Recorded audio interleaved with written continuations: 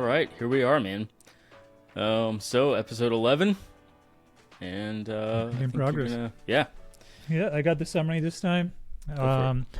So in the last lecture, Vervaeke expanded on his theory of consciousness, and he composed a theory that consciousness was a relevance realization mechanism, a way for us to navigate the world, to find causal patterns, and to operate effectively within it.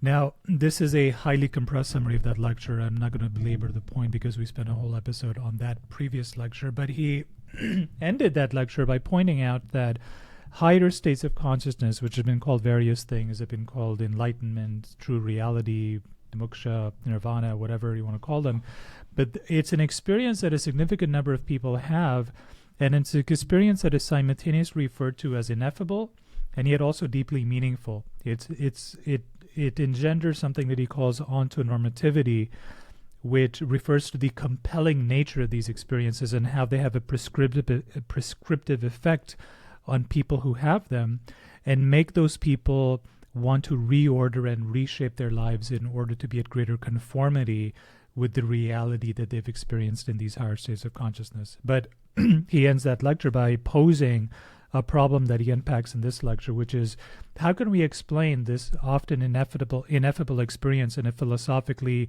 and scientifically respectable way? How can we explain the conviction these people have that the reality that they experienced in these states was more real than their ordinary day-to-day reality? So in this lecture, he seeks to unpack the experience of higher states of consciousness. And I think it's fair to say that he's given us a feature schema of the experience of higher states of consciousness. So the first perspective that he tackles is, how does the world appear in those states? And here he says that the common subjective experiences are a tremendous sense of clarity, the world seeming to be clear, it makes sense to them, things seem to be bright or shining, and that there's a simultaneous awareness of the fine details and everything, and yet an all-encompassing grand awareness of all things, as well as a tremendous sense of energy and vitality. The self, on the other hand, feels profound joy, feels profound sense of peace, and the autobiographical sense of the self vanishes. And they also say things like, I remember my true self, I remember who I really am. And between the self and the world, there's a profound sense of connection, a deep connection where they feel that they're entirely participatory in their reality. So with these descriptors set aside, he introduces the idea of fluency, and he explains it as a quality of your cognition. He refers to it as how well the cognitive apparatus is zeroing in on relevant information. And this speaks to, again, the idea that consciousness was a relevant realization apparatus. So when things seem fluent to you, they seem more real, they seem more true. And he says that this feeling is a good heuristic, because often when we're processing things fluently, we're picking up on real patterns. He introduces then the idea of the continuity hypothesis to explain higher states of consciousness. So we get to fluency by enhancing our relevance realization machinery through what he calls disruptive practices, which are things that alter our normal states of consciousness, things like meditating, chanting, dancing, psychedelics, humming, and probably like 24 other things that alter our normal state of consciousness and predispose us to fluency spikes, which are states that can lead to insight. So if we prime ourselves to have regular insights, we increase the chances of finding ourselves in flow states. And then we can, and these flow states can then lead to higher states of consciousness experiences. So essentially, the continuity hypothesis holds that the apparatus of consciousness is being scaled up to more and more powerful processes. Now, he then recognizes that if flow is involved in the spectrum of experiences, and remember, flow is something you talked about in lecture 1 or 2, then what exactly is the skill that is being exercised? Because flow is kind of a skill, a situation, concordance. Flow involves some cognitive task that you become absorbed in entirely. And the answer to what is the cognitive task is that the flow state you get into is the flow of trying to get to the optimal grip. The optimal grip is a term that refers to the dynamical, adaptive process by which individuals adjust their relation to their environment, both physically and cognitively, in order to achieve the most meaningful or effective interactions. And it gives a whole range of examples, like if you're talking to somebody, how do you know how close to stand next to them? If you stand too close, you stand too far, both of them are awkward, but you somehow get the right sense, the optimal grip of what exactly that distance is.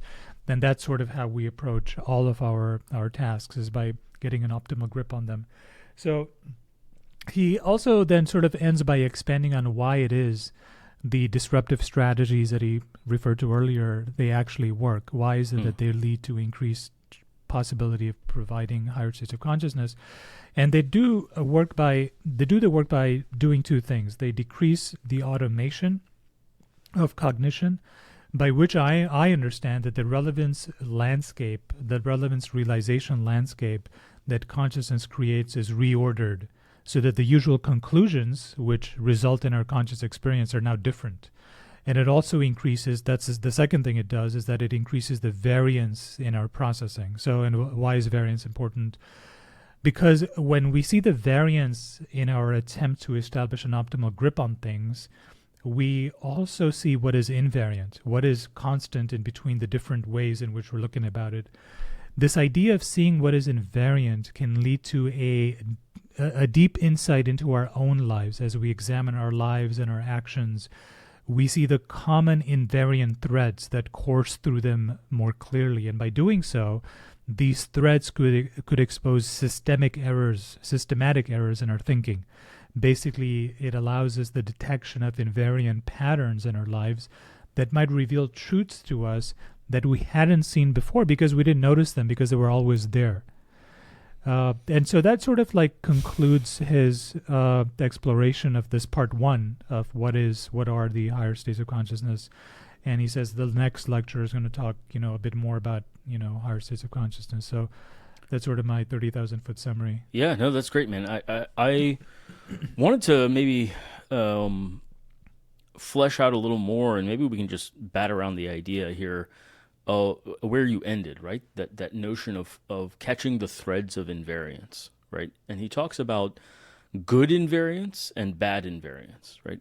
And it just struck me that is, even when you were saying it, it struck me even again in a new way. There is a trickiness to that, right? Because on one level, when you increase the variance of your processing, you're better able to spot more complex patterns. You're better able to tune into the truth of things by spotting what does not vary. Is that like, well, when I look at it this way and I look at it this way, certain things didn't change, and those are the true patterns, right? The issue there is that then there's also bad invariance, which is, hey, I'm still failing to solve this problem. What are the things that I am not changing? So again, there's an invariance there, but that is the invariance of the thing I need to change, right? And so one way of thinking about it, maybe, and maybe you have a different perspective on this, is, if you vary your processing in certain ways, you will spot the things that are invariant, right? Some of those are truths, and some of those are preconceptions or frames that you need to vary but have not, right? Forms of variance that you have not yet engaged with, right? And that's a tricky distinguishment, because some of it's like, oh, that's a complex truth, right? Mm-hmm. And some of it is, oh no, that's just a preconception that I need to screw around with, right? And I think that presents often a bit of a dilemma in problem solving, because it's not entirely clear, at least, and maybe he'll go into how to tell the difference here between good invariance and bad invariance. But yeah, it's not entirely clear to me how exactly to distinguish those. I kind of wonder if, as you move up the spectrum of the continuity hypothesis, it becomes quote unquote obvious as you move higher up that chain, right, to higher and higher states of consciousness. So, if we're thinking of insight as a continuum, as he described, Mm-hmm. at the left part of the continuum where you're just dealing with insight and flow, the problem that you just mentioned very well may arise. But as you get higher up the chain, the ability to distinguish what is real or not real, and in fact, this this point you're making harkens to what popped into my head when I was going through this lecture. It's almost as if like our meaning is tied into our detection of what is real and true. Sure. Right. The closer we're connected to that, the more life seems meaningful. And almost like in a funny way, I thought that it's almost as if human consciousness or human cognition was just meant to be an anti-entropy machine, right? To just sort of find real patterns, Yep. that exist, on this sort of time course. And so, as going back to the earlier point I was making, is that the higher up you go up the continuum of higher states of consciousness, the more apparent it is which are true or not true. The variance, invariances. I mean, the more easy it is to appreciate. It's odd. I have the opposite intuition, actually. My intuition is that they are fundamentally indistinguishable. What you get better at is the process of breaking frame, right? So you get better at running the experiment to say, oh, hey, there's this invariant pattern. Let me try to break that and see if it is breakable and some other new solution presents itself. And if it's not breakable, then you remain a little bit in doubt. You're like, well, have I just failed to break frame, or have I discovered a truth? But maybe that's the humility that he talks about, is you recognize that, okay, if I haven't broken the frame of that, it's possible that there is some deeper insight, or it's possible that that is really the truth. And you just accept a certain amount of uncertainty, right? You are always seeking. You're always kind of running the experiment of trying to break different frames, and your perception of the truth is as it is at a particular moment, recognizing that some new insight may come along and disrupt your current perception. But do you think that potential doubt lingers at the terminal end of the continuity hypothesis? I do, yeah. I think that. Oh, yeah. Okay. So you could be enlightened and in doubt. And yeah, absolutely, absolutely. In fact, that would be. In fact, that's actually one that of my. Seems that actually seems like a contradiction in terms. Really, I mean, actually, that's one of my screens in some sense. Is that anytime I'm listening to someone who is talking about enlightenment or is talking about spiritual sort of like awareness or whatever, if they seem very certain, I assume that they have not actually had the experience, right? Because I think that in so many different frames, really spiritual people are about people asking questions, about saying, hey, there's always more frame to disrupt. My current perception of anything could be disrupted by some new insight, some new way of looking at things. And there's always another adulthood to grow to. Enlightenment on some level for me is more about mastering, kind of what he said, right? Is the process of mastering the patterns of movement and disruption of frames that allows for greater and greater insights, right? But if there are always new insights to be had, you can never be really confident about your current view. You can proceed with confidence on some level that, like, this is the truth as I see it right now, but I always recognize that I could be wrong, that there's more insight to be had. There are greater patterns. Yeah, I mean, I think all of that is completely true on the left end of the continuity line that he drew, right? I think all of that is completely correct, right? I think somewhere along the way, probably from mystical experience to higher states of consciousness, you kind of get to a stage where I think the reason you have that experience is because you sort of feel deep in your bones that you are like deeply connected to true reality, and with a capital R and a capital T, and that you are perhaps, gestalting all frames and appreciating them with pure conscious experience, right? Like you talked about in the last lecture. and that you have basically encompassed all frames, right? It almost seems to me that, what do you then understand by a higher conscious state then? If you think that we are just, even a higher state of consciousness, we're still thinking about frames. I mean, my understanding is we're getting to a place where we directly experience a kind of true reality, as opposed to being even in a place of abstraction anymore, where the idea of frames is even relevant anymore, right? So what do you understand a true, a higher stage of consciousness or a mystical experience is? Is it just you thinking harder about a problem? No. I mean, sorry, I feel like we addressed two different things. I guess one of the things I was referring to was more of the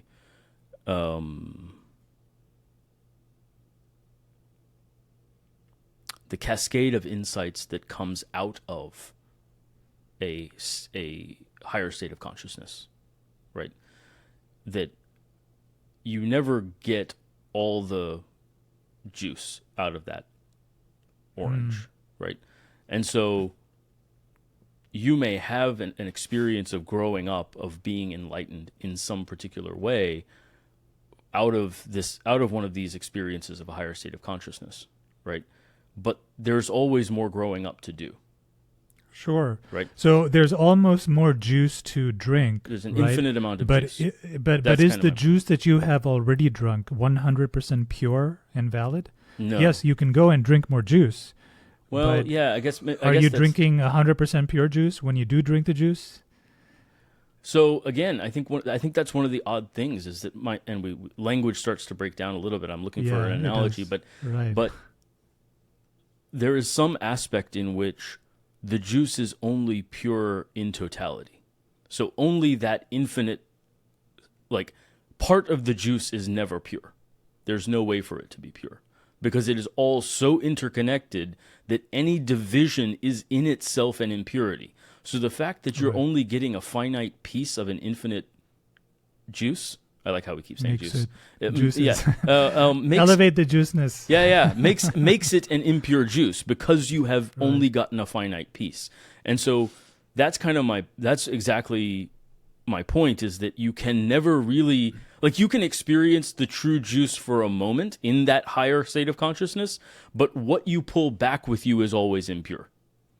So would you say that when the Buddha, had his enlightenment, period, then the rest of his life was just sort of an, series of iterations attempting to sort of continue to capture that feeling and continue to go back to that feeling, continue to keep getting to the juice? Yeah, that was basically, he was juicing his whole life. Analogies, really. That's right. No, I mean, so I think that's an interesting, and this gets back into what we talked about in the very first commentary lecture, right? Is enlightenment a point in itself, or is enlightenment a tool for the insight cascade that comes back with you, right? And I have always argued that enlightenment is a tool for the insight cascade that comes back with you.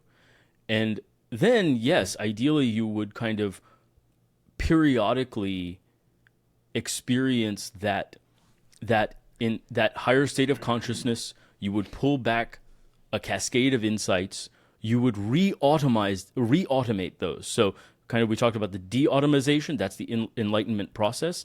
And then you have to re-automatize those. You reintegrate them into your life.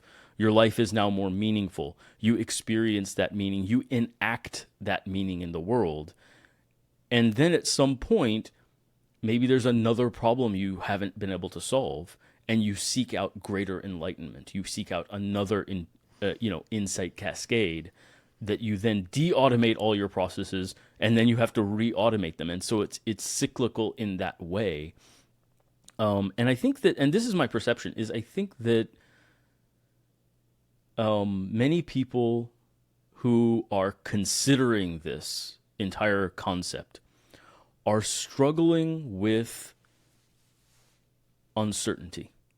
And there's a great, I think we mentioned last time, there's a great new study that I read that people are actually willing to trade pain to relieve uncertainty.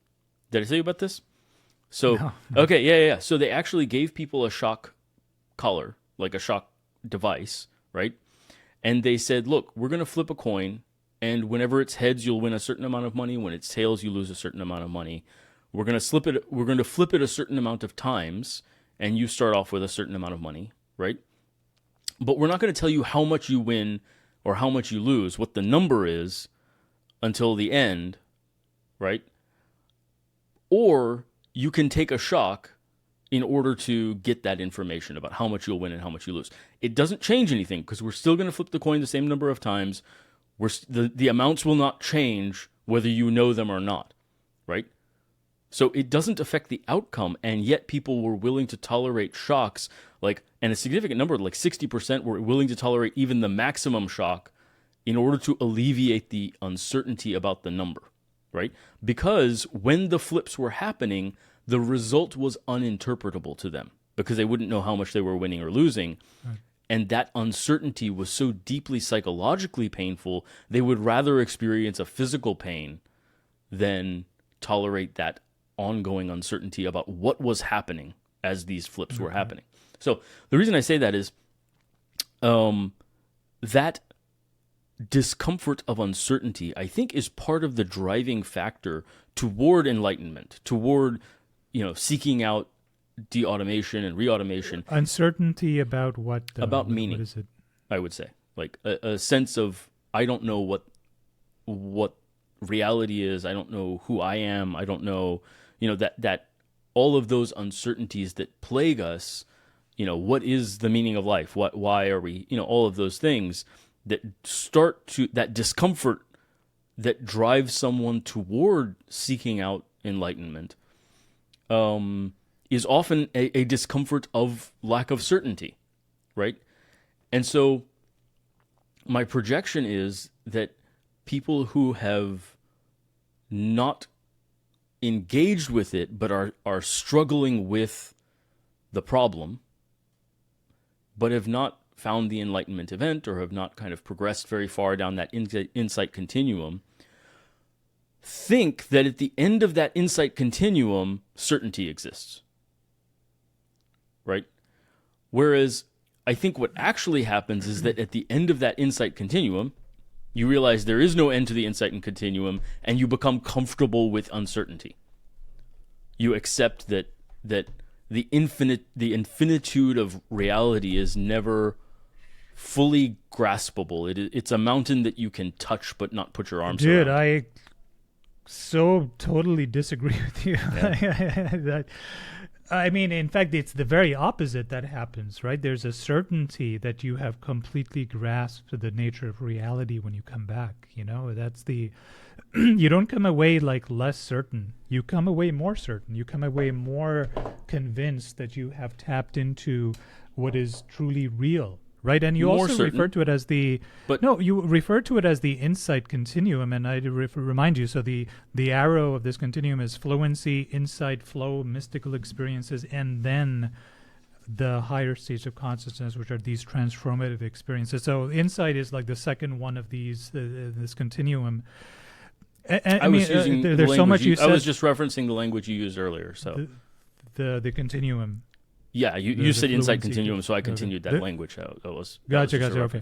Yeah. But there's also like another thing you point out, which is which kind of I think really speaks to our fundamental disagreement here, right? Which is you're thinking of this as, okay, like I have a tax problem, right? Or I have a business problem.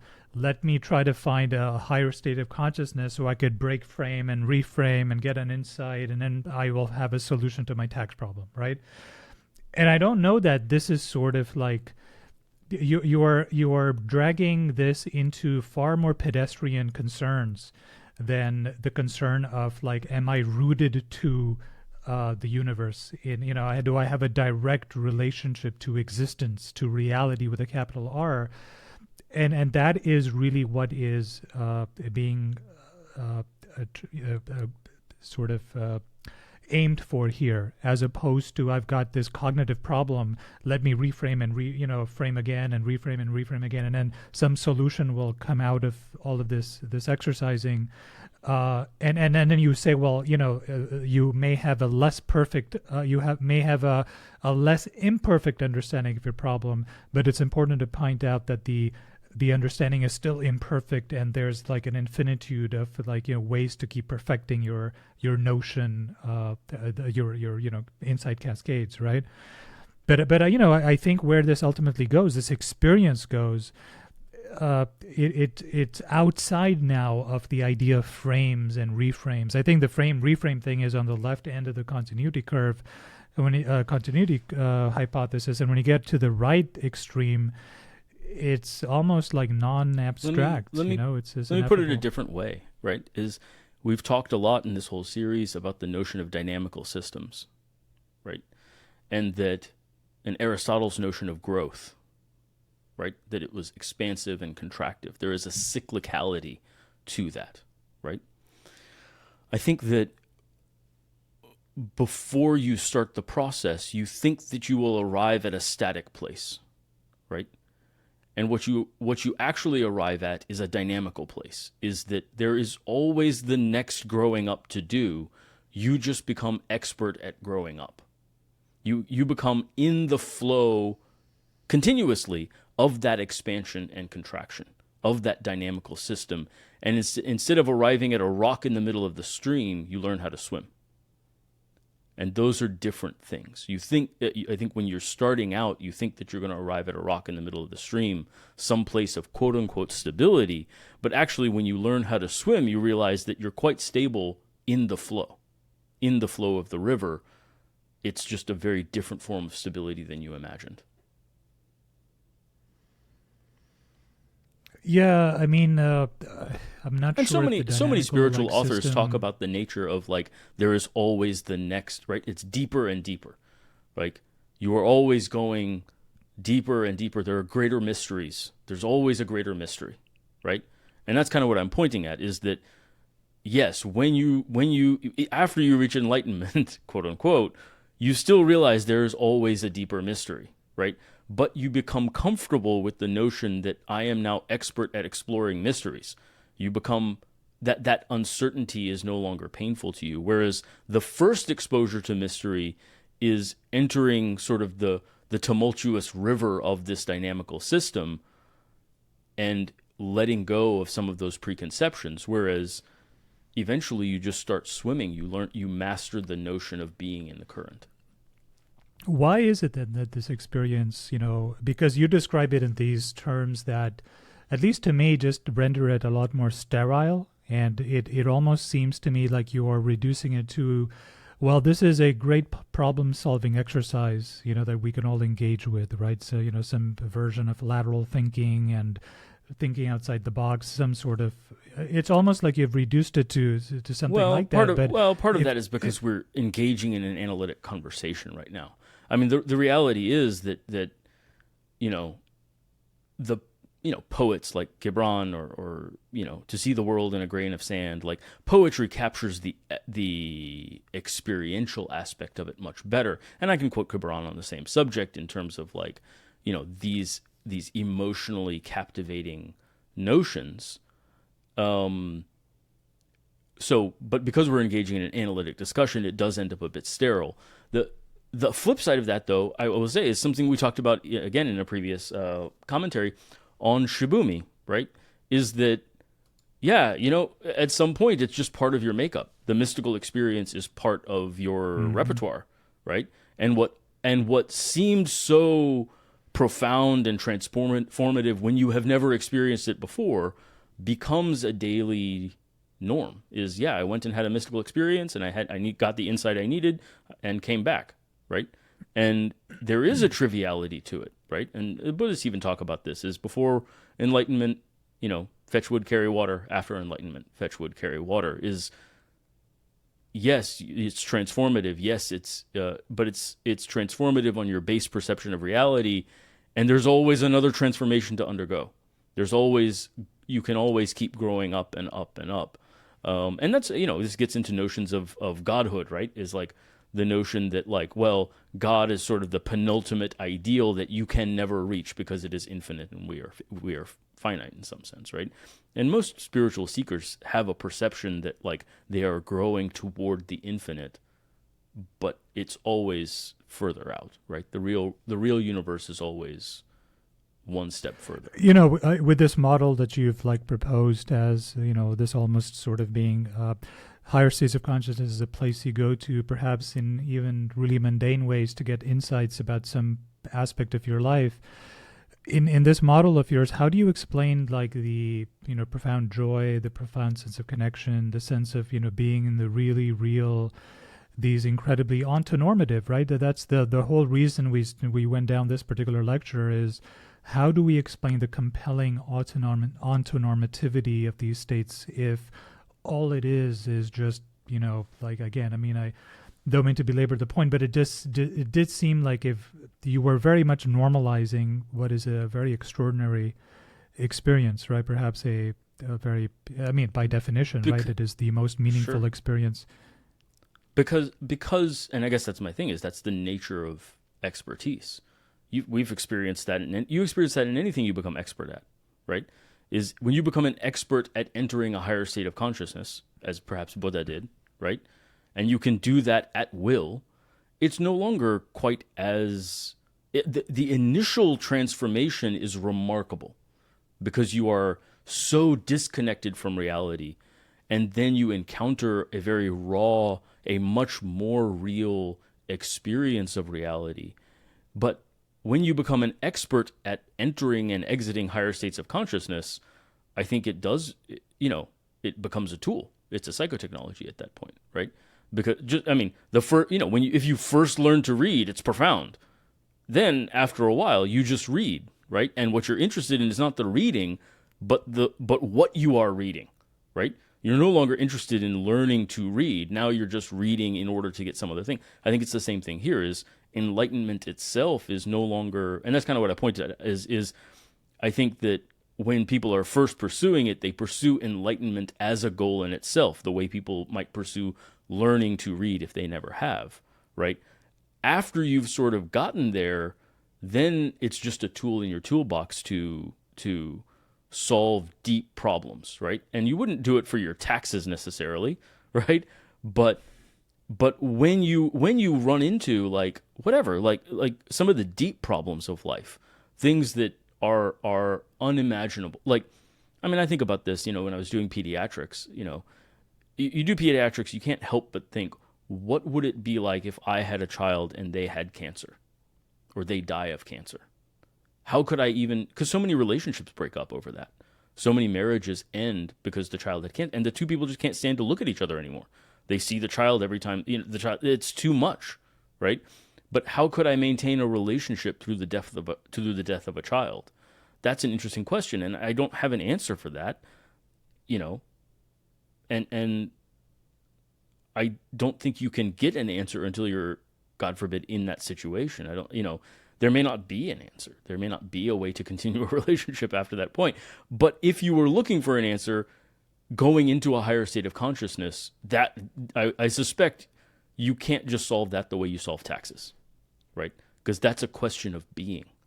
How can I be in this way, right? It's not just that kind of problem. But similarly, I mean, like, I think plenty of, okay, more trivial example. What if, I got my girlfriend pregnant, right? Well, my life is not arranged for having a child or a family or whatever. I would have to be different. So many things about my business, about the number of risks I take, that's not a trivial problem to solve. That's a problem of being. I would have to be a new person. And figuring out how to be a new person, how to engage in a new way of being, I think that is the tool that you require higher states of consciousness to engage with solving that problem. That because it's not a single problem, right? If you need to change your way of being, you need a huge cascade of insights to solve a set. You need to grow up. Each of those is a growing up, right? And you need to be more awake than you were, right? At my current level of awakening, I'm very joyful. I'm very engaged. My way of being is well suited to my life, right? But if my life took certain turns, my way of being would no longer be well suited, and there would be a tremendous disconnect that I would need a tool to grow. I would need to grow up, right? In a way that I'm not called to grow up right now. There's nothing in my life that is pushing me to grow up in that way, right? Now, even more trivially, if I set out intentionally to get married and have a child and all those things, I still would require to grow up. Maybe it wouldn't be forced upon me. Maybe I would choose to grow up in that way. But the problem is still the same. I'm not set up for that emotionally. Like, I love my nieces to death, but when they come over, it is very challenging for me to engage with their questioning, their energy level, their engagement level. I live a very quiet, I spend a lot of time alone. I don't, there's not a lot of noise in my house. That is a big shift. And I may even engage in that shift willingly and enthusiastically, but I would have to grow up. I would have to be less self-centered. I would have to spend less time doing things that are sort of like, my own sort of interests. And I would require some deep kind of insights into how to shift myself in that direction, right? Now, if I'm an expert at entering higher states of consciousness, I could figure those things out by making that shift and coming back with something, de-automating my current processes, right? Getting a set of insights by that de-automation and then rebuilding the frame. And that would take less time, maybe less suffering than doing it without that higher state of consciousness. Or I may not be able to do it at all without that higher state of consciousness.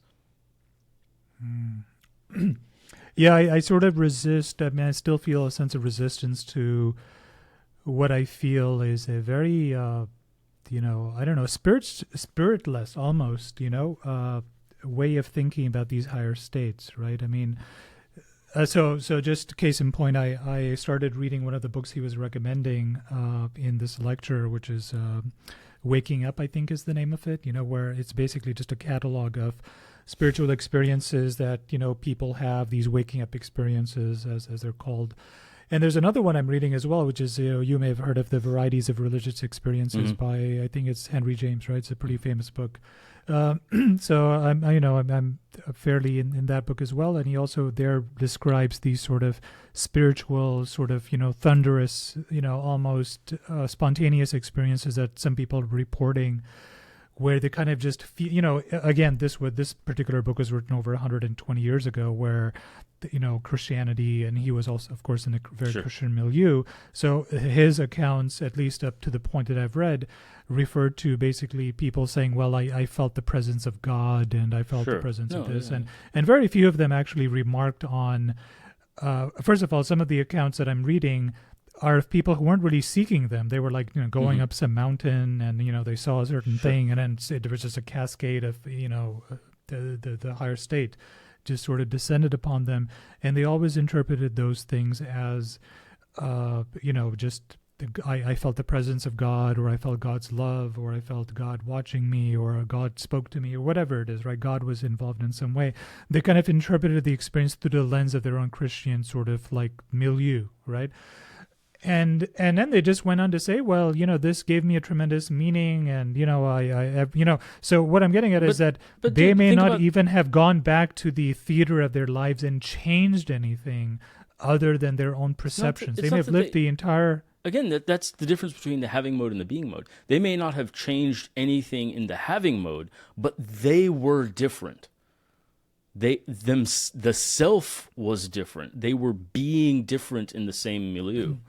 And so that's the transformation. And the analogy I would give is certainly if you ask people to describe the first time they fell in love, right? The profundity of that experience is dramatic. It changes you. It changes who you are. It changes what you think is possible, right? It's not that you never fall in love again, but your first love, people talk about the first love in a certain way because of the profound shift. Now, each time you fall in love, there is a shift. You learn something new, you gain something, but on some level, you understand that love shifts you. That, like, whereas if you've never experienced it before, the first time you fall in love, it is the degree of shift, the notion of shifting your being has, in that way, it's like being able to see color for the first time, right? And women that I've dated, like, the first time you have an orgasm, you didn't know your body was capable of that, right? Now a whole world has opened up. And so, yes, you will remember that first time in a very profound way because of the degree of shift. It's not that you never have an orgasm again, right? Having an orgasm may become a daily experience. It may become trivial. So are you saying that part of the profundity is its novelty?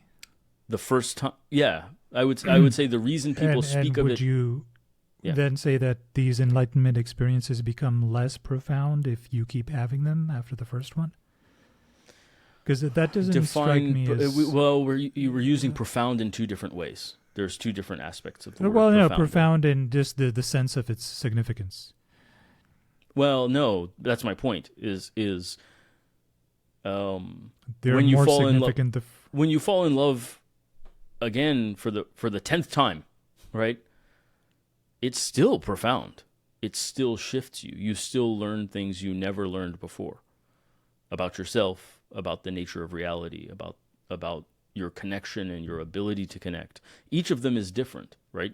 And equally profound in some sense. But the profundity is not profound. Maybe it's a meta thing, right? In that you know that kind of profundity exists.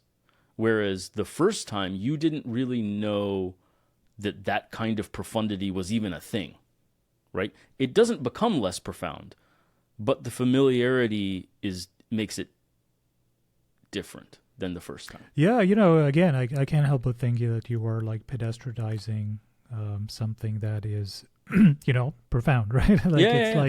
It's like you have reduced it. It seems like, this is a better problem solve.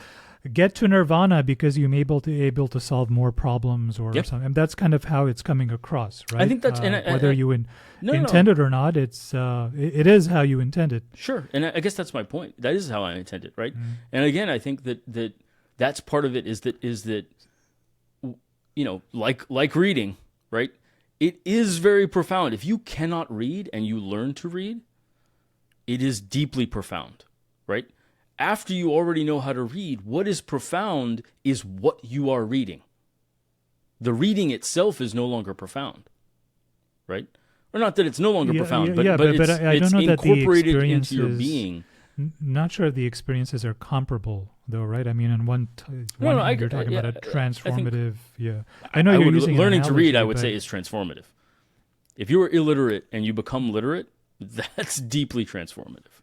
I mean, it depends on what you're reading. I mean, if you're reading are street signs, for the rest of your life, or cereal boxes, there's nothing profound about that at all. Let me challenge. Actually, if you can't read street signs and all of a sudden you can, your ability to move in the world, you'll get lost less. That's not a trivial thing, man.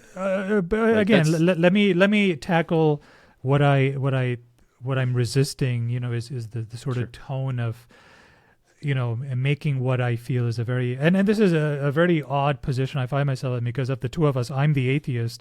I think arguing for that this is far more mystical and, profound, and you're the theist, was like, this is just another cognitive tool, toolbox in our set of tools to use to solve our problems, right? It's weird that I'm arguing for the deeper profundity of this, and you're kind of making it seem as a... No, I guess that's my point. I think that there's a false equivalency there. I guess that's my point, is the emotional experience of profound. And that's why I said we're using profound in two different ways, right? The emotional experience of profundity and the actual real degree of profundity, I think, are separate experiences, right? And so, yes, the first time you experience, going back to my love analogy, the first time you experience love, you're experiencing both love and the novelty of being in love. Subsequent to that, you experience love, and it is no less profound. Right. However, you are no longer also experiencing the novelty of love. So let me let me push back using a different approach here, right? So one of the things you've said is that, well, when you have these higher states of consciousness, you may get insight cascades that allow you to be in a certain way, right? You sort of exist in a different being mode in the world. One of the things that the Buddha came away with when he had his nirvana episode was this idea that the sense of self is actually illusionary, right? It doesn't exist whatsoever, right? There's actually no self there. And I know that, from our private conversations, you've always had some resistance to this idea of, not having a self, because I think in your view, that leads to nihilism, just on a different path, right? Sure. So, if the insight that the Buddha himself, the guy who started this whole higher states of consciousness discussion, presumably at least in our modern, era of the last few thousand years, if that guy came back with insight saying, hey, this whole idea of reorganizing yourself, so you're in this mode versus that mode, all that is bullshit, right? There's Sure. no self to begin with at all. How does that square away with your model of this higher states of consciousness where these states are just enhanced problem-solving apparatuses? So, yeah, I would say that he was wrong, right? Period. You heard it here first. No, I mean, and so even Vervaeke talks about you're certainly very, very bold in your proclamations. So I'm going to back it up. I'm going to back it up. Give me a second. Okay. Give me a second. So even Vervaeke says that, people will have one of these higher states of consciousness and come back, oh, yeah, I definitely know that God exists. Or, oh, I know that God does not exist, right? So the issue is that Buddha came back with an ontological claim, right, that I disagree with, right? And I don't think he's God. I don't think that, nor did he claim to be. And he was just wrong about that ontological claim. And the proof of that on some level is that what grew out of that claim? Was there any, if you say, well, okay, he had this insight, and out of that insight, what? The self didn't exist, and what has come out, other than a semi-religion, I don't know how much Buddhism can even be called a religion, but other than a self-referential set of pseudo-beliefs, nothing has evolved, right?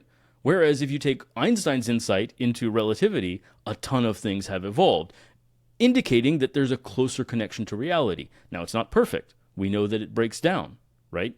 But over time, if we apply that view, we get closer to reality. Things evolve out of it, right? Buddha had a cascade of insights about the nature of being, about how to achieve enlightenment, about the value of achieving enlightenment, but came back with an insight about existence itself, that the self does not exist, and nothing has grown out of that other than self-reference, right? And so, no, again, people come out of these higher states of consciousness with conflicting explicit beliefs. God exists, God does not exist, right? He was just wrong. And the proof of that is that nothing's grown out of it, right? So what he was not wrong about, however, is the value of engaging with life in connection with reality, in connection with the being mode, in connection with the truth of the world as you see it in yourself. Because you may not believe in God, and I believe in God, and yet we may both gain value and a sense of meaning by engaging with the world through the psychotechnology of enlightenment, right? And so the conflicting explicit beliefs may be irrelevant to the agreement that experiencing a meaningful existence within the context of whatever explicit beliefs you have is the path. The path toward enlightenment is the same because it's engagement with reality, even though we have conflicting explicit beliefs. Our implicit beliefs may be the same. I'll have to think a little bit about that. But yeah, that's a good point that you are correct. Like he says, there's no self, and then what, right? Like, what do you do with that information in a way that's really practical, right? And I don't have a good answer to that question myself.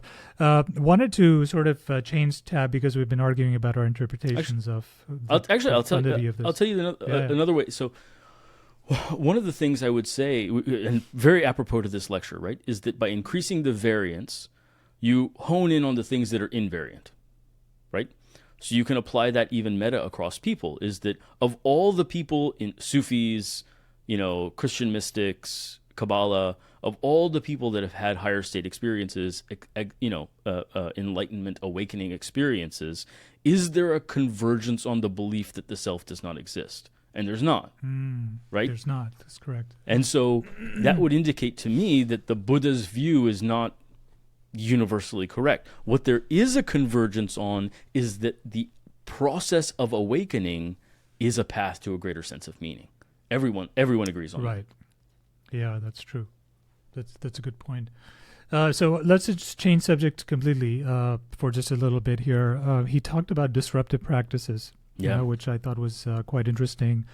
Obviously chanting, dancing. Based on our previous, you're going to hate my take on this, but go ahead. Okay. He talked about chanting, meditating, psychedelics, and it could be like any number of things that just sort of breaks your routine, breaks your normal state of consciousness. And on that note, I know of the two of us, you've not actually attempted psychedelics, right? But this sort of gives a philosophical grounding for why it is, that they may be useful in these sort of states. So what is your One of take many. on? Yeah, I think there are additional benefits to psychedelics in the sense that not only do they break your frame, that's part of it. I think they also enhance connectivity, and so I think that there's multiple things happening there. But anyway, But it's one of multiple things that ultimately multiple thing that then does the frame breaking and the increased variance, increased fluency, right? Increase again if and I think there's some evidence for this, that psychedelics also sort of increase connections between disparate parts of the brain. Sure, it's like, okay, yes, it's breaking your frame, but it's also enhancing other frame connections. So it's doing both, right? But yes, part of it is the disruption. Yeah. Sorry, the reason I even say that is that I think that some, like ketamine, for instance, I think part of the reason, I think ketamine helps break your frame, but may not have the enhanced connectivity of something like psilocybin or LSD, right? And so it helps break, but doesn't help reconnect or create new frames, whereas LSD may do both, or psilocybin may do both, and that may be why the experiences are described as more mystical, more profound. Ketamine, I think, has a lower, from what I understand, just anecdotal, is a lower percentage of people experience mystic experiences on ketamine. They experience disconnection, but not mystical transcendence. So, given that there's a greater, at least philosophical grounding for why psychedelics might cause insights, has that changed your own sort of thinking about, whether or not you might employ them yourself personally, or has that really changed anything for you at all? I was just curious about how you took the whole idea of disruptive. What did he call it? Disruptive methods. What was the term he used? Disruptive techniques, or whatever it is, like methods of disruption. Disruptive strategies is what he called it. Strategies, right. Yeah. So does it change your sort of outlook on it, right? Because I think we had this conversation many times before, one time ago, a long time ago, which was, I was like, well, taking these substances can give you a new insight, and your like pushback was, well, what if it's quote unquote the wrong insight? What if I reorder my life on an insight that I had on psychedelics that was quote unquote the wrong one, and then I reorder my whole life on some it does sort alleviate of that worry a bit. It does alleviate that worry a bit, to be totally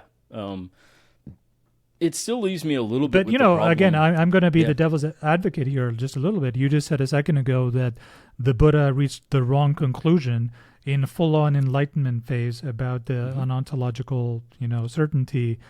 So, if that's the case, if you truly believe the Buddha got it wrong in his higher state of consciousness, why do you think you may not, on taking psychedelics, reach some conclusion, oh, I realized I was gay this whole time, right? And now I'm just going to transition to being a woman. Yeah.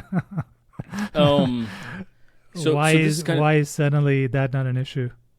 Yeah, so I think that my perception of this is, and I'm just putting words to it now, so bear with me, a little bit hesitant in the way I frame it, but it's something like he would have been wrong about that all along. Like, that was the way he connected with reality. That was his meaning. That was his connection. It's not that he was wrong in some way that he could have been right. That was how his brain connected with reality, and his self, his experience of the world, and the relationship between them fit best that way, right? And that was based on his own background, his own culture, his own experiences, his, all of those things, his genetic makeup, whatever it is, fit best with the world in that frame. He was wrong, perhaps ontologically, explicitly, and from my perspective, right? And yet that may have been the best fit he had with the world. That was his best way of being. And again, that speaks to the finiteness of our capacity, is that you can be at your best and still be wrong. The question is, are you at your best? Are you being, so are you'd be remembering your okay, true self? Right. So it's not a guarantee of rightness. It's a guarantee of bestness. Bestness, right. So if you took psychedelics and you got to your bestness, and even though the bestness that you got to was wrong, I went and told you into, I guarantee I went ahead and said, hey, it'll be imperfect. No, it'll be imperfect, right? But correct. Yeah, imperfect, but it may not be wrong for you. It may be that you have that insight, you transition to be a woman, and then you are perfectly happy for the rest of your life. Totally.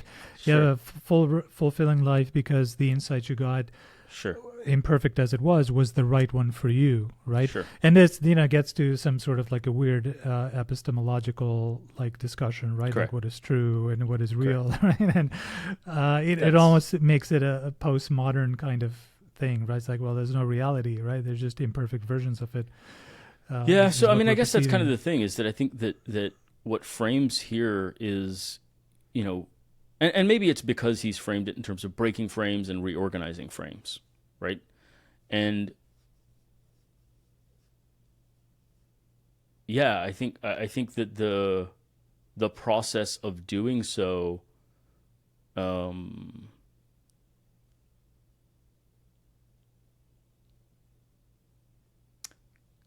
what?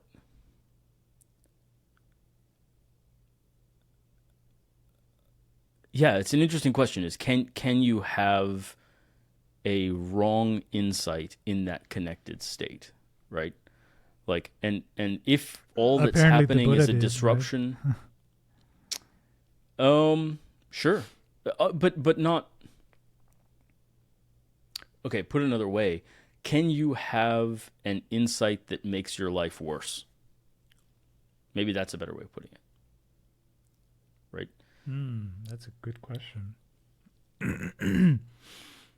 And if you can't, then probably not, right? I mean, because that's kind of my perception. One of the ways that it's characterized is that you have, the whole thing about fluency spikes, right? We have this sense of fluency because we are truly connecting to causal relationships and patterns, right? And of course, maybe there's an error rate there, right? Sure. But the farther up the spectrum, the continuity hypothesis you go, the less the error rate in your fluency spikes is. So presumably when you get to these terminal states of higher states of consciousness, the error rate is so low that you may as well take what you get out of that experience to the bank, right? And it's true for you. It was true for the Buddha that the self didn't exist. That reality was something, and maybe on some weird metaphysical plane that we can't appreciate, that is true, Sure. But it may not be the truth that works for you, right? So the insights that you get at these, terminal states of consciousness are deeply true insights that work for the milieu that you're in, that works for your physiology that you're in, that works for the the way that you've ordered your life. I mean, presumably the Buddha was just, living in a forest, right? He didn't have a job. he didn't have to think about. He abandoned his wife and child. Medicare. So he actually abandoned his responsibilities, and so there's some concerns there, right? Yeah. And so. Yeah, I mean, Vervaeke talked about that in like 2 lectures ago, where he says, well, what can we learn about the myth from the fact that he abandoned his wife and child? And the answer to that was, well, that connection to the truth is perhaps supersedent to even familial obligations. It's like if you feel like your existence is absurd and doesn't make sense, then you are better off leaving your family and finding a life that makes sense to you than being an imperfect, nonsensical person around your family. I mean, that's what the myth is, I think, trying to say. Agnostic about whether or not I agree with that or not. Correct. Could they have done this a different way? Yeah. Or come back to his wife, afterwards. And, or whatever exactly. He's like, hey, I've been gone for 6 years. I found myself. Let's get back to business. Let's run the country, right? Sure. I mean, who better to run the country than an enlightened person, right? You could have come back and run the whole damn country. He would have been the best leader in the world, right? He would have made Buddhism the state religion by force. Yes, exactly. Okay, now we're just getting ridiculous. Yeah. No, I mean, so again, I think that, it had alleviated that to some degree for me. I think that by contrast, however, there is an interesting thing where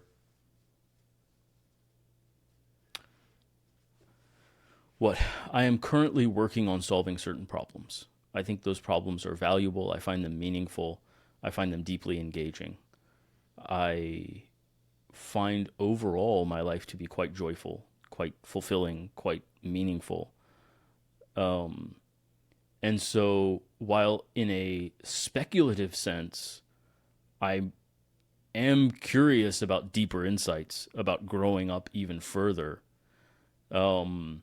there is a sense in which I kind of want to finish what I'm doing before I grow up further. Like, there is a sense in which I'm like, well, actually, I'm doing something really important and useful here. I'm not really running into insight-based roadblocks, right? I'm still working the problem. I'm still deeply engaged with it. I do find my life very, very meaningful. I think the potential for what I'm doing to be very meaningful is there. So in the absence of that angst, I don't know that I'm looking to disrupt and reorganize, right? I think that I will reach a point, God willing, right? God willing, I'll reach a point where actually I've solved this level of existence and I'm ready to increase my being up to the next level. But right now I'm in the flow. I'm engaged very, very, and I'm getting a cascade of insights all the time. Like, with Vervaeke, as I engage with it, as I work with patients, as I build it, constantly I'm understanding better how I should be doing this, what I should be doing, and the ways in which I need to grow and change in order to do this better, right? Now, are there areas of my social life where, like my romantic life, where I might want to grow? Sure. And so, there is this interest. I'm not saying there's zero interest, but I'm also busy right now. I actually am busy with something that's deeply engaging and deeply meaningful for me that I would not want to abandon, right? And so, yeah, I think that's maybe the thing is that I don't perceive that I want to take the time or space right now to process a great disruption and then reintegrate it. I will probably at some point, but right now I'm not. Right now you got shit to do. Yeah, you got no time for these insights. Got no time for enlightenment, man. I got busy. For enlightenment. Yeah. No, I mean, you should make I will that a say T-shirt. I got shit to do. I got no time for enlightenment. Yeah, no, I mean, or more to the point, like in this sense, right, is that if my perception is correct, and you and I disagree, right, but if enlightenment is a tool to gain a cascade of insights, I'm already there. Like, I'm on a cascade of insights. I'm busy with it, right? I'm busy doing I'm busy having a meaningful life.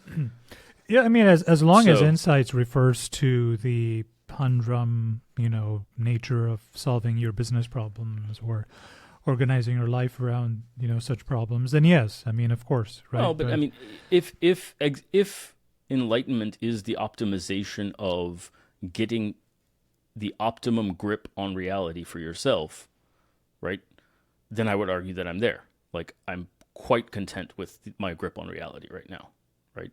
And so I'm not looking for a better grip on reality.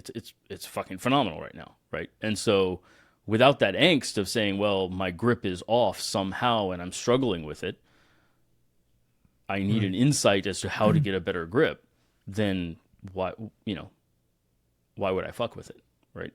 So that's kind of I guess that's kind of the point.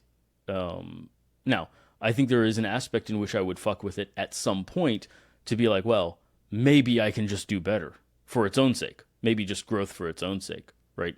But it's like, hey, yeah, I could learn to run a marathon and I could like optimize my cardiovascular health and my system in some way, but I'm not ready to take that on right now. Like it would like there may be a point at which other things are doing well enough on their own without needing my insights to push forward that I'm ready to say, okay, let me engage with growth for growth's sake in a way that will be deeply disruptive to my life, right? And having a kid's another one, right? That's the example I already gave. Is I think that is growth, right? I would have to grow in some way, but it would be phenomenally disruptive for my current life. Engaging with that path of growth would truly disrupt my current life, and I hope that I will be ready at at some point, but I'm not ready for that growth now, and so Mm. I I'm not pursuing I'm not just having a bunch of unprotected sex in order to pursue that path of growth, right?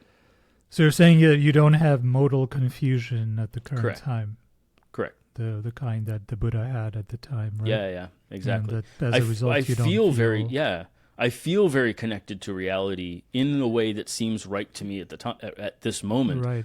and thus, yeah, without You that have modal confusion. deeper agent arena coupling. Yes, correct, correct. I mean, that's Um, fair. Yeah, I never actually thought about that. I mean, obviously, of the two of you, I'm going through a far bigger transition in life when it comes yeah, to career. Like I even like gave up medicine for about a year before I went back to it in a sure. teaching capacity. But even that is something that it's not optimal in the sense that the job is far away. It's I have to fly there every time I want to do it, and Sure. there's issues there, and a few other things as well know. Will off air that I talk about often.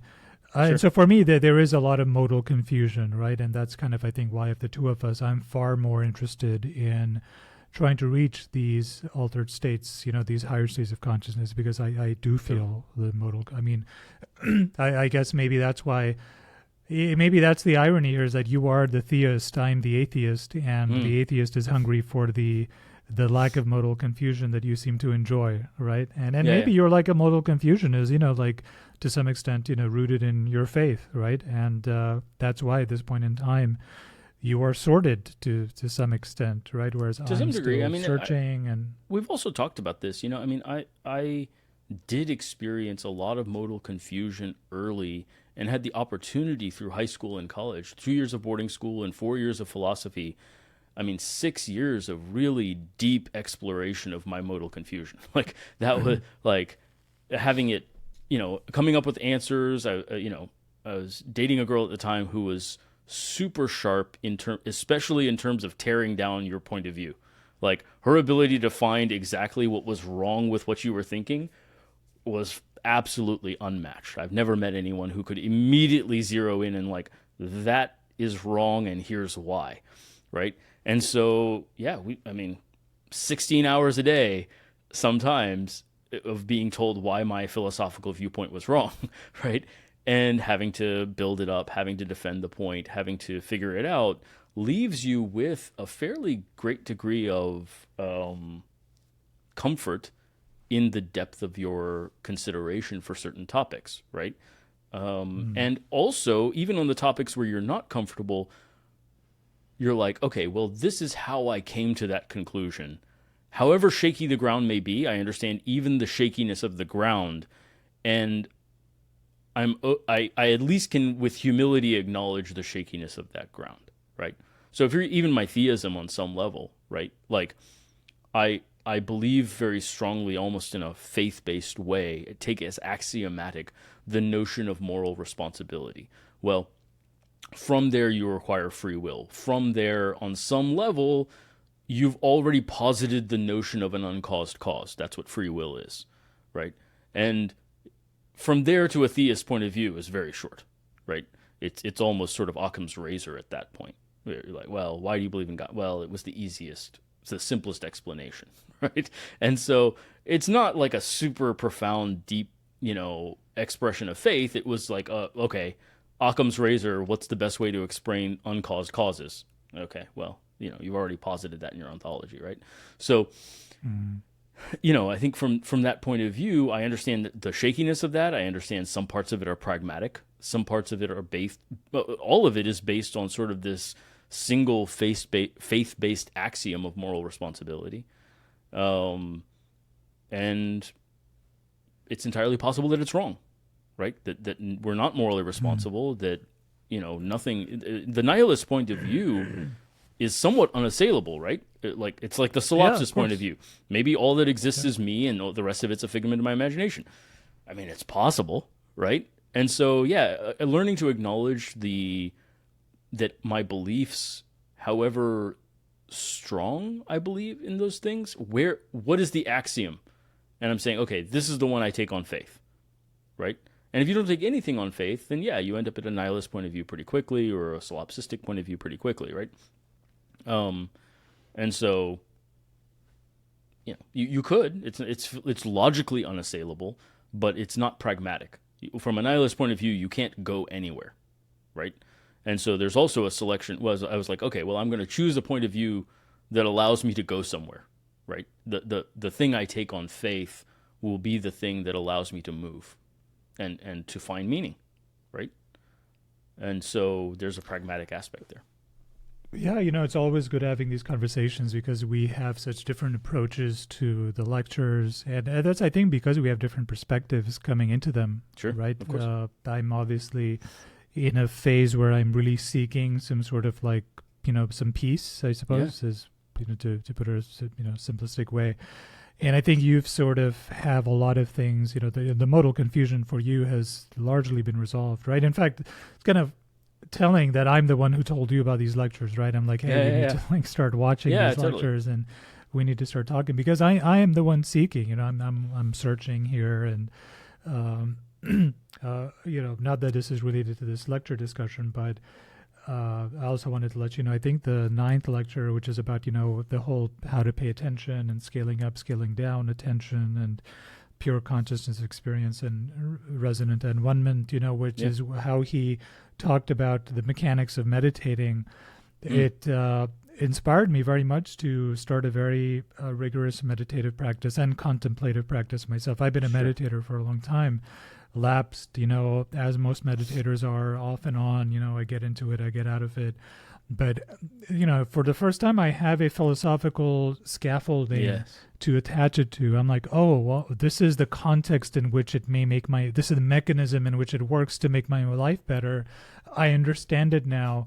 And for me, that's always been the glue that got me to stick to something, is once I understood how it actually worked, or it might benefit me in some really profound way.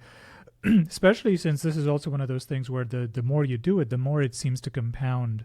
And so I'm getting into a sense where slowly, I've only started a couple of weeks ago, but slowly, where I can feel like, okay, if I keep plugging away at this, the muscle of this exercise gets stronger and stronger. I get deeper and deeper.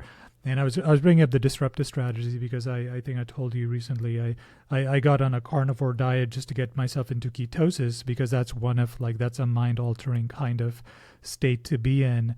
And at some point in time, I'll probably do a full day of very, very deep meditation and contemplation, coupled with perhaps a psychedelic dose as well to Yeah, further kind of do these exercises, so to speak.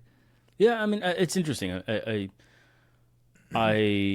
You and I have had many discussions on these kinds of topics. Like, I I certainly wonder how much of the carnivore keto supposed mental clarity is a placebo effect. And I would love to see they did a great study on microdosing, right?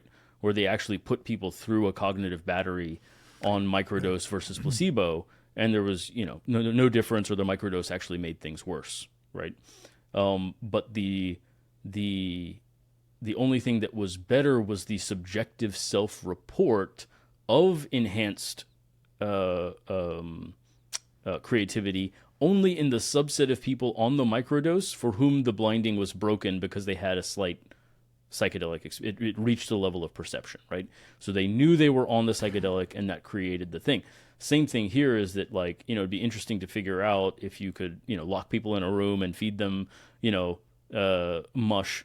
Like either it's carnivore mush or it's non-carnivore mush, and figure out I push back on that. You haven't taken psychedelics at any dose at all. It's impossible to double blind psychedelic dose, right? Even when you're microdosing, you do feel something. It's not as if you don't feel anything at all. That's kind of the point. You and I both know that at a certain amount of a psychedelic substance, there is blinding no doubt will be undone. that you are feeling something, and so it stands to reason that at lesser doses that becomes less and less true.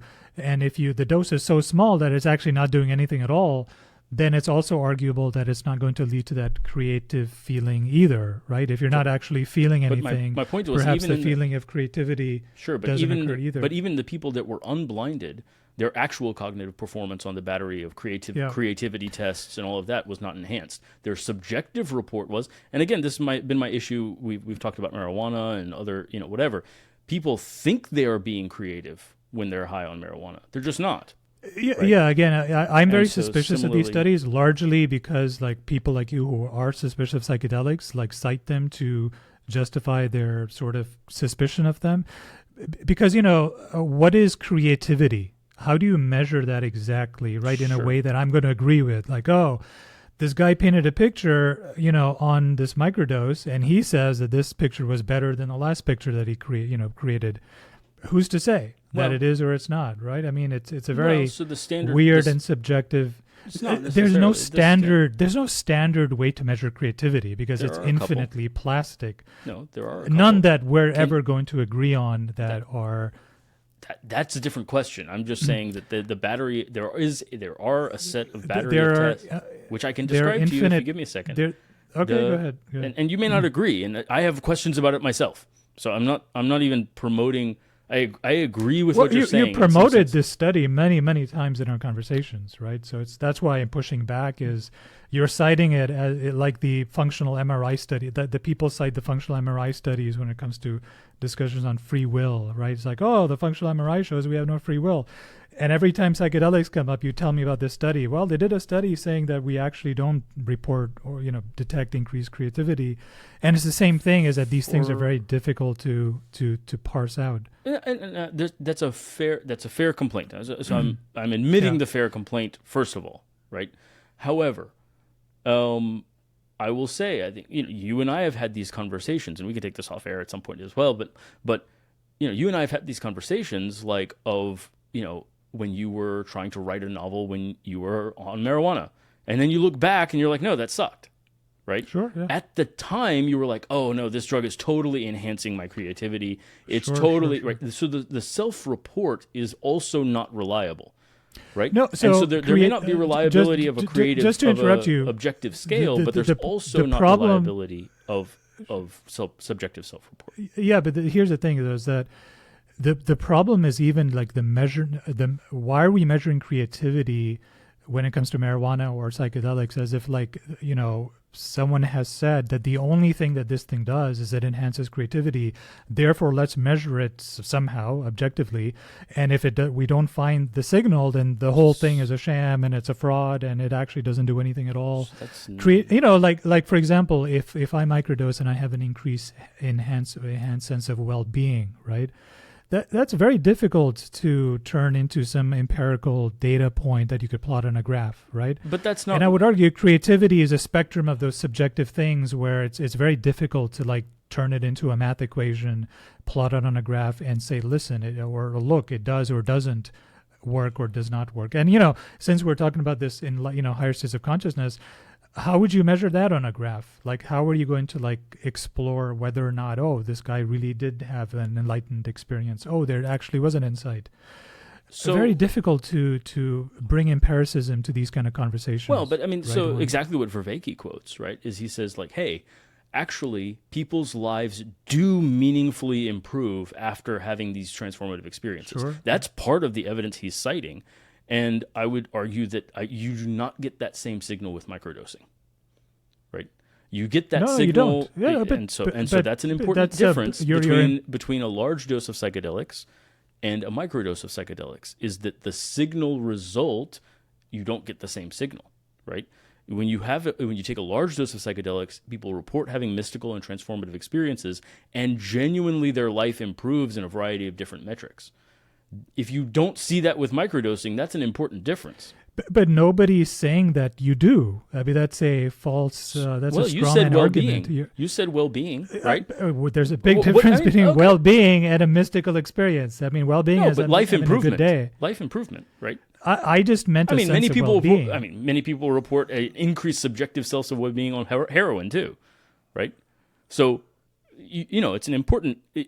Okay, if that's your metric, then but their whole life is falling apart, right? So this is the opposite of sort of a large dose of psychedelics, where people report actually disruption of their lives, but ultimately they improve, right? Whereas heroin, they report an increased subjective sense of well-being while they're on the drug, but their life falls apart by all objective measures, right? I'm not sure like where this conversation went off on tangent here. So talking about that. So I guess I was. We were originally talking about microdosing and measurements of creativity and subjective report, right? Right. And so we were talking about carnivore and keto is that increased clarity, quote unquote, real, or is that placebo, right? And the where I was going with that originally was that merely the disruption may be responsible for the perception of clarity. So it actually may not have anything to do with ketosis. It actually merely may be the disruption of pattern, right? And that was where I was going, is that like you could disrupt your life by being vegan for a week, and like, okay, that's a complete disruption as well, or fasting or any of these other things, right? And it's like, oh, actually the disruption. And that's why I think, again, like so many, even in the book you cited, Variety of a Religious Experience, it's, people is like, oh, I was going up a mountain. Well, you were going up a mountain, right? You disrupted your life, right?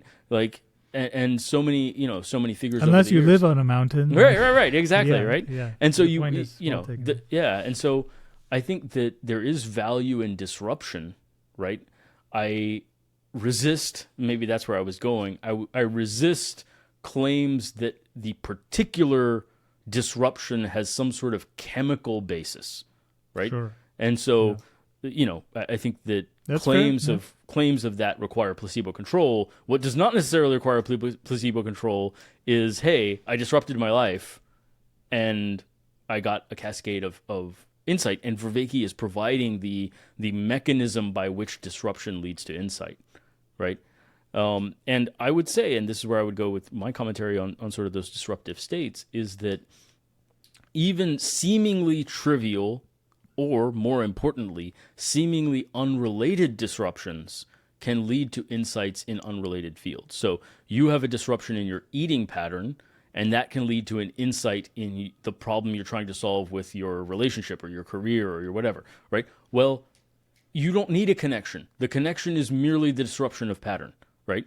And so what's interesting to me as I was listening to this is, I think from a relatively young age, I've had a habit of pursuing disruption when I was struggling with a problem. And some of them are trivial. I'll sleep upside down in the bed, right? Like head to foot, foot to head, or I will, he mentioned even distraction or like, the notion of figuring out when should I push harder to focus and when do I need to actually go distract myself and let what I've already taken, let that percolate and then combat it, that incubation notion.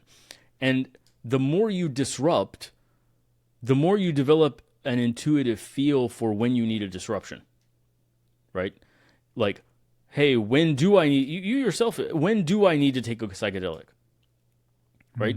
When do I need to use, go on carnivore? When do I need to, well, you develop a feel for it as you kind of disrupt, and they can be trivial disruptions. Brush your teeth with your left hand, right? Like, do things that just force you to engage differently with the world, and that's that finding of optimum grip, right? It's like, hey, my current grip is not working. Okay, just disrupt it random. Be willing to experiment, and with unrelated things. Don't think you need to know. If I say, well, I need an exact explanation for how going carnivore is going to lead to an insight in your career. Exactly how, right? Well, if you need that explanation before you're willing to pursue a disruption, you will not get the benefit because it is merely the disruption itself that starts to let your brain sort things, right? Yeah. And so, sleep upside down in the bed, brush your teeth with the left hand, eat carnivore, eat differently, sleep differently, go to bed at 3 a.m., go to bed at 9 p.m., wake up at 4 a.m., whatever the deal is, do something that is different than your norm, and merely the difference has value in itself. And that's maybe the thing I was talking about disruptive strategy, whether it's placebo or not, in terms of the mechanical explanation of ketosis and this and that, deep ketosis and whatever. I think a lot of that's nonsense, personally. However, that does not actually imply that there's no value in it. I think there's a ton of value in it, but the value is just not mechanically what people claim. Yeah. I mean, maybe there's a lot of people who have reported, a nootropic effect. I myself have felt it, Well, you'll find the same reports of people who go vegan. Yeah, but I mean, is that I feel so much placebo? better. I feel so, is it literally, not? if you obviously we engage more with the keto field and the carnivore people for a variety of reasons. But if you go down the vegan rabbit hole, you'll find exactly the same reports. Yeah. Interesting. All right. Well, anyway, I think we're over an hour here. Is there any other points? There's also a part 2 of the higher states of consciousness. So we can argue about more reasons about why you're wrong in the next discussion. Yeah. I'm sure we will enjoy mutually degrading each other's intelligence for another, however many, 39 lectures left. So we've got 39 more hours of insulting each other's intelligence to look forward to.